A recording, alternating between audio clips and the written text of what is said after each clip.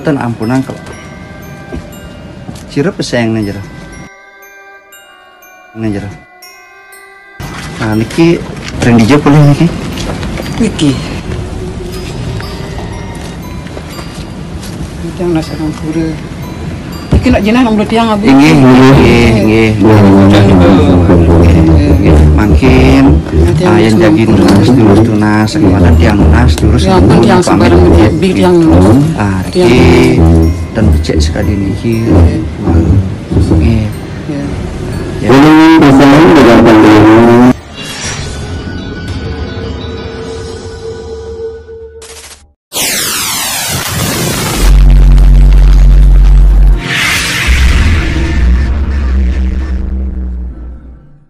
Nah ini perjalanan kita ke Pura Saren Buana.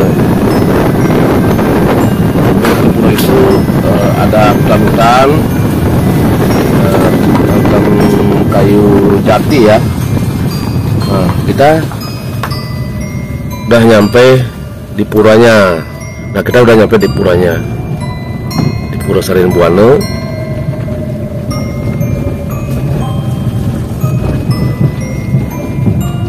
Nah ini puranya.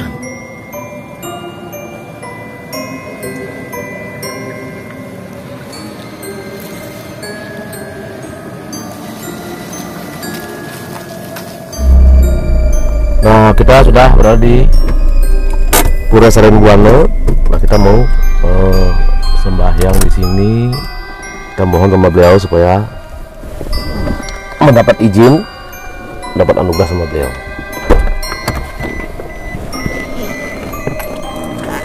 Oke, sahabat muda, kita akan matur pekeling. Setelahnya tuh mohon izin pada beliau. Nah, kita mau sembahyang dulu, sahabat. Kita mau ke sana.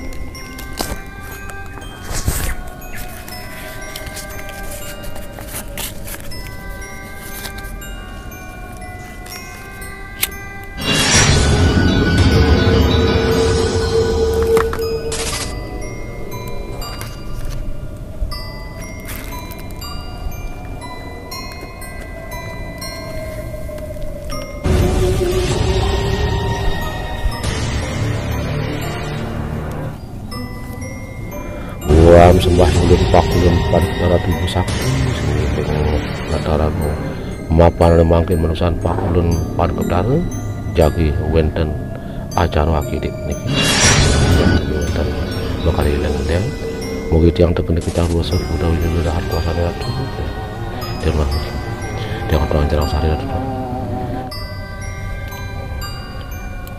kuang sarwo butuh suara peranjang sami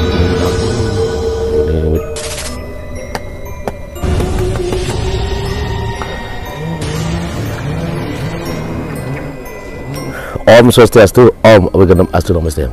Para teman-teman spiritual, para sahabat milenial, para pandita guru, sepuh yang saya hormati di alam Nusantara kemudian di alam Bali khususnya. Hari ini saya berada di Pura Saren Buana. Nah, apakah arti Saren Buana itu sendiri? Di sini yang bertanah adalah Tawi Pakulu, Ide Ratu Ibu Sakti. Beliau di sini memberikan anugerah yang sangat luar biasa. Terkait dengan itu, nah di sini tentang sari. Kemarin saya dapat kiriman sebuah video tentang bagaimana seorang spiritual yang mengambil sesari di tempat suci, di tempat yang sangat kita sucikan di Parahyangan Pura. Ten ampun angkel. Cirep peseng nih jero. Nih jero. Nah niki ring dijawab boleh niki. Niki. Jangan nasi orang pura. Niki nak jenah nak tiang abis. Inggih. Makin yang jagin tunas kemudian tiang nas terus tiang sebarang lebih tiang dan becek sekali niki.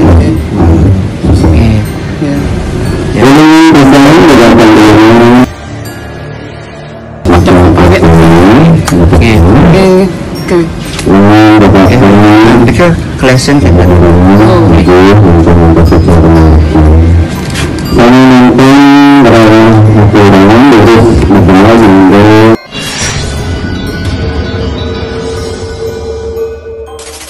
Nah, di sana terlihat bagaimana sosok yang membungkus dirinya menjadi seorang pengayah, seorang yang disucikan.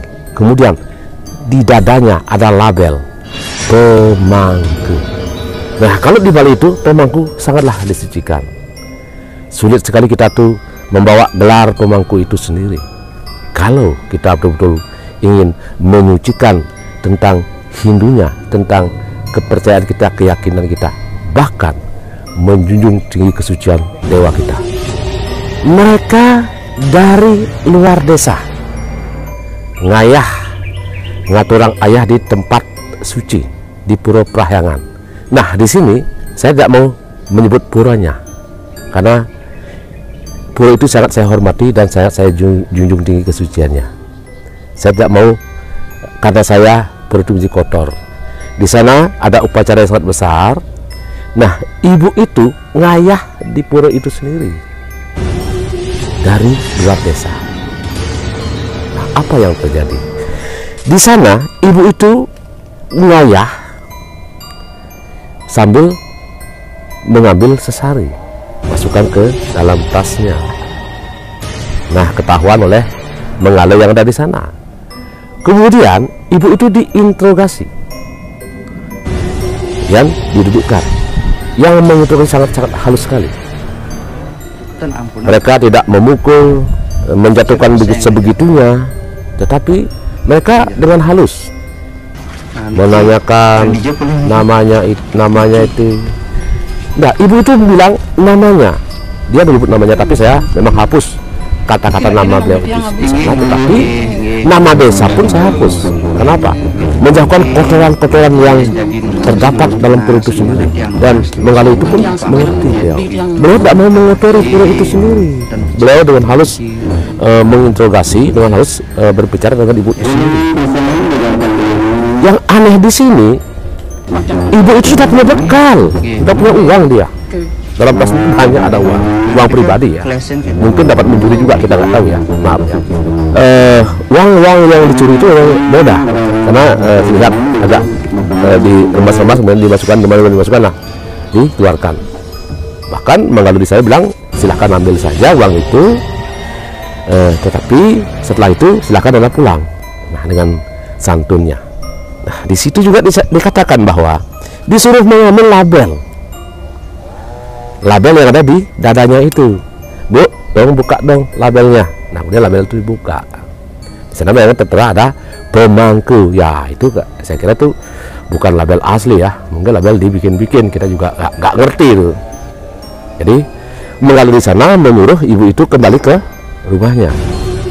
Nah, kita dalam video sebelumnya, video aslinya, di sini kita edit, kemudian kita tidak menambahkan mukanya, kemudian kita tidak menyebut desanya dan puronya dan kejadian itu di mana, waktunya di mana, kita tidak mengekspos ke video ini. Saya edit.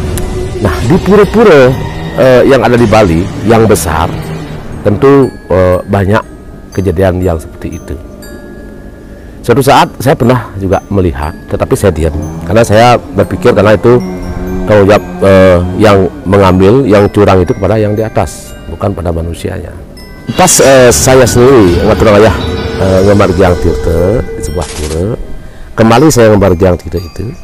Nah, ada di sana ibu-ibu mengambil sesari, dimasukkanlah ke tasnya. Tetapi saya diam, saya tidak mau ada keributan.